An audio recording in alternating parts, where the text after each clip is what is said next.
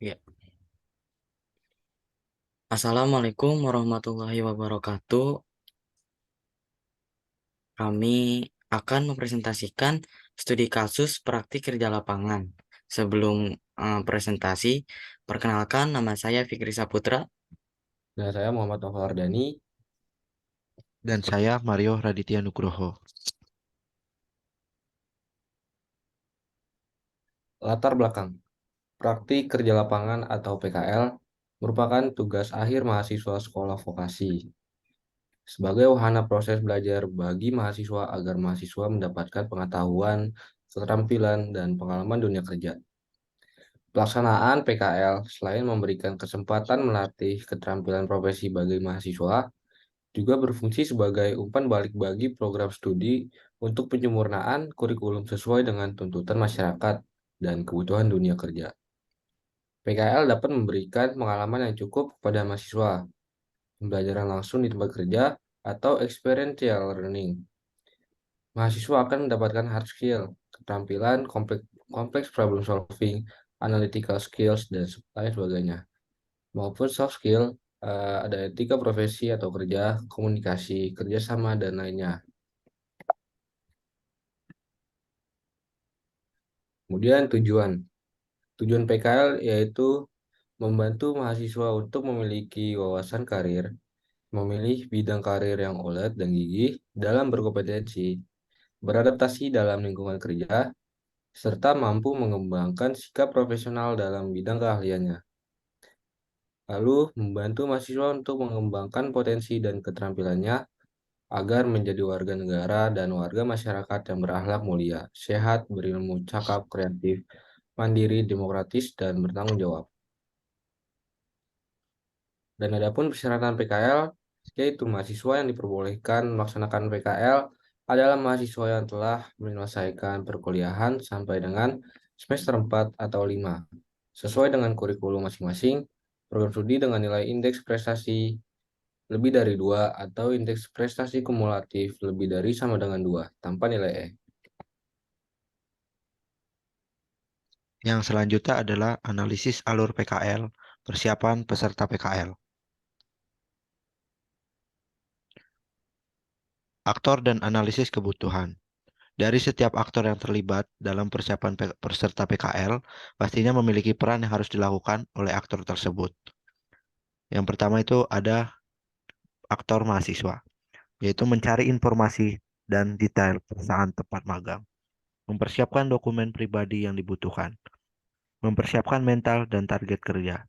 Yang selanjutnya ada aktor dosen pembimbing, yaitu mengarahkan dan membimbing penyusun rencana kerja PKL sebelum mahasiswa berangkat ke lokasi PKL, memeriksa dan memberikan penilaian jurnal harian mahasiswa selama berada di lokasi PKL, mengarahkan dan membimbing mahasiswa selama pelaksanaan PKL di perusahaan atau instansi agar tercapai tujuan PKL.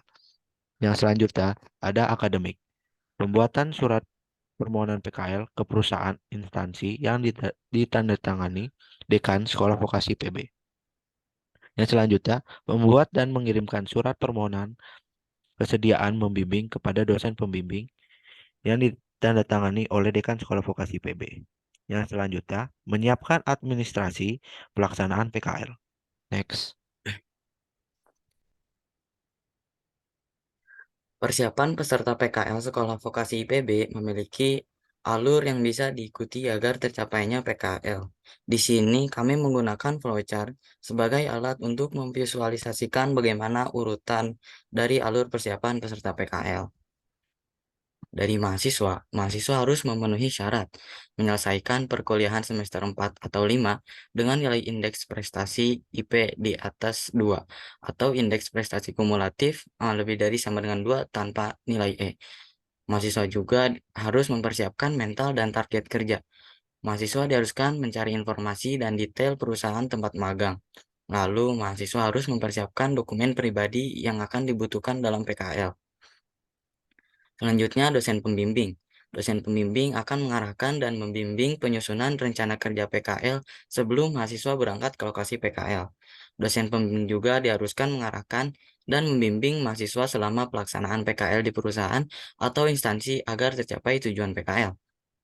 Lalu dosen pembimbing akan memeriksa dan memberikan penilaian jurnal harian mahasiswa selama berada di lokasi PKL. Akademik. Dari akademik akan menyiapkan administrasi pelaksanaan PKL.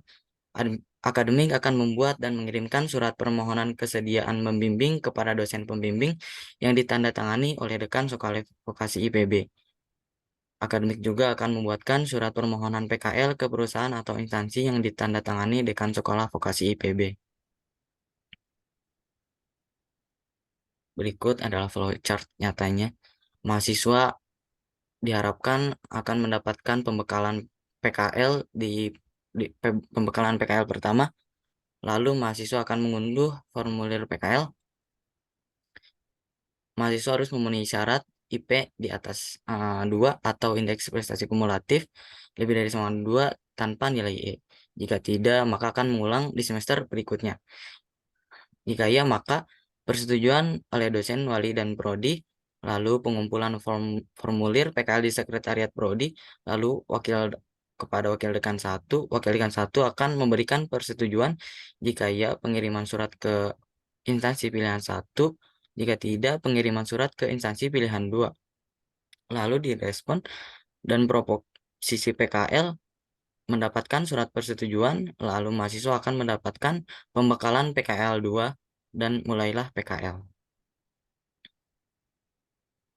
Sekian presentasi dari kelompok kami. Bila ada salah kata, mohon dimaafkan. Wabillahi taufik walhidayah. Wassalamualaikum warahmatullahi wabarakatuh.